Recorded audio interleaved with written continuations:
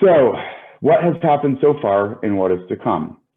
So as of 12/31/2020, the FFCRA technically expired. That was the Families First Coronavirus Response Act, which compelled employers to provide emergency paid sick leave to employees, up to 80 hours of emergency paid sick leave for the employee to either take care of themselves if they were diagnosed with COVID or to take care of a loved one, and up to an additional 10 weeks of emergency FMLA in the event that their child's school was closed. That's FFCRA, that expired as of 12/31. I will get into some details on the COVID relief bill that passed regarding FFCRA in a few minutes. The employer Social Security tax deferral option, which was available to companies that did not take PPP loans in 2020, that also expired as of 12/31. The employee Social Security tax deferral option, which was the option that the Trump administration had made available back in the fall, where you could allow your employees to defer their payment of their Social Security tax until 2021. That program also expired as of 12/31. The 2020 Employee Retention Tax Credit also expired as of 12/31. As of the moment, all loans from the first PPP program, the first 2 rounds of PPP funding, all loans were issued. The second round of PPP funding back in, I think it expired in July 31st was the last date on which loans could be issued. That still had, I think, around $200 billion left in it at the time that the program expired.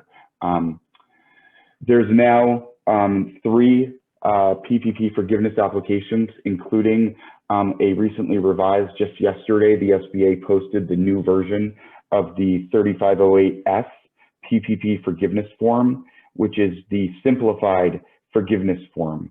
And now the 3508S applies for PPP 2 funding, applies to all loans issued that were $150,000 or less. I actually also think that it applies to PPP round 1 funding, now that I'm thinking about it. You should be able to use the 3508S to request forgiveness, even if you are requesting forgiveness on a round 1 PPP loan, if your loan was $150,000 or less. One question that's come up a lot in light of the fact that your employee retention tax credit in 2020, now there's overlap that needs to be taken into account with your PPP loan when you request forgiveness. So the question has come up a lot around how long do we have to request forgiveness? Well, every employer has up until 10 months after the end of your covered period to request forgiveness. If you do not request forgiveness by then you will not be able to obtain it at all. And then finally, the SBA is starting to audit PPP forgiveness applications. We have had a couple of customers now who have needed assistance because the SBA has been working with their lender to audit those forgiveness applications. The way this plays out for loans that are smaller dollar figures is the SBA simply will send the lender a communication saying that they're demanding all documentation that didn't originally need to be provided, but the borrower had attested to the fact that they possess documentation around. For instance, your documentation around wage reductions or FTE counts and things of that nature, which originally didn't need to be provided when you applied for forgiveness. When the SBA is auditing, they're demanding all documentation. Word to the wise, if you do get audited by the SBA will communicate to your lender, the lender will communicate to you.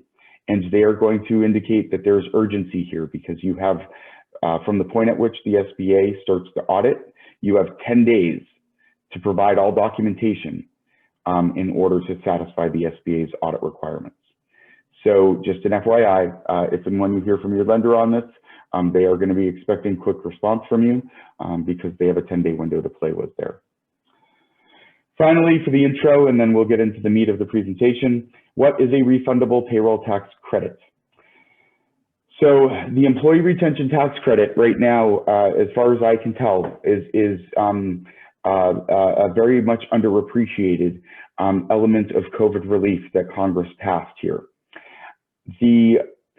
When Congress passed the COVID relief bill a couple weeks ago, and they removed the restriction that was previously there preventing employers that obtained a PPP loan from taking advantage of the employee retention tax credit, they opened up an opportunity for a large swath of employers to obtain up to $5,000 per employee for the year in 941 refundable tax credits. A 941 refundable tax credit is something that is available to all employers who have payroll. It doesn't matter if you have corporate income tax. It doesn't matter if you are a 501c3. It doesn't matter if you're a 501c6. It doesn't matter if you are profitable or not.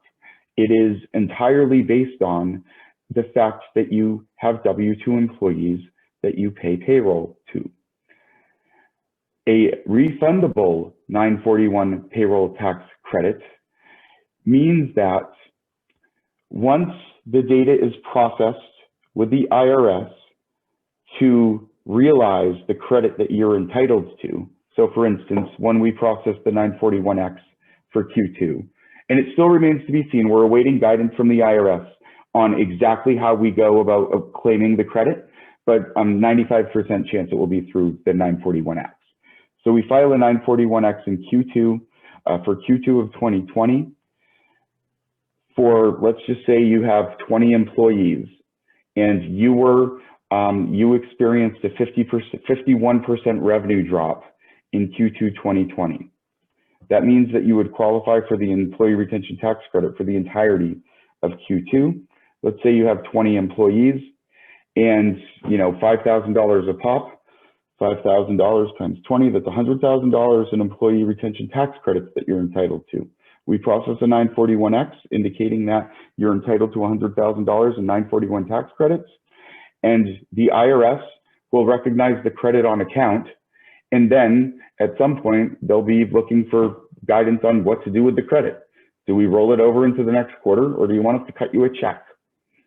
That is what a 941 refundable payroll tax credit is. So right now, any employer that was forcibly shut down partially or fully due to regulatory authorities last year, or any employer that had more than a 50% revenue drop is entitled to, with some exceptions, is entitled to the employee retention tax credit. So I just want to emphasize what a refundable payroll tax credit is. If you ever hear the words refundable payroll tax credit, that should be, that should be music to your ears, and you should be more than willing to spend a few minutes trying to figure out whether or not you possibly could qualify for that. Round two. So as many of you know, the second, PPP2 is what I'm calling it. It's technically the third round of funding, but PPP2 reopened for applications on Monday, January 11th to community finance institutions, and it opened for all lenders on Tuesday, January 19th. So now all lenders can issue PPP loans, all lenders that do lending through SBA. PPP borrowers on the second round, you have the opportunity to elect whether or not you're going to use an 8-week covered period or a 24-week covered period or any number of weeks in between. For PPP2 loans, there are additional things that you can spend your money on, including operations expenditures, which would include in this case payroll processing fees and related fees and HR software license fees, property damage costs, supplier costs, and worker protection expenditures. So one of the things you're going to see at the end is I have just a little link to a website of a company that we've just acquired, well, a few months ago. We bought a couple of super powerful commercial grade air cleaners to have in our office here to help us protect against exposure to COVID in the office. And one of the things you'll see at the end is a link to the website. It's a New Hampshire company that we bought the products from, and And you know, if we had bought this equipment with our PPP 2 money, we would actually be able to have paid for it with PPP money instead of you know, having it as a capital expenditure. You know, that actually you know, affected our bottom line, if you will.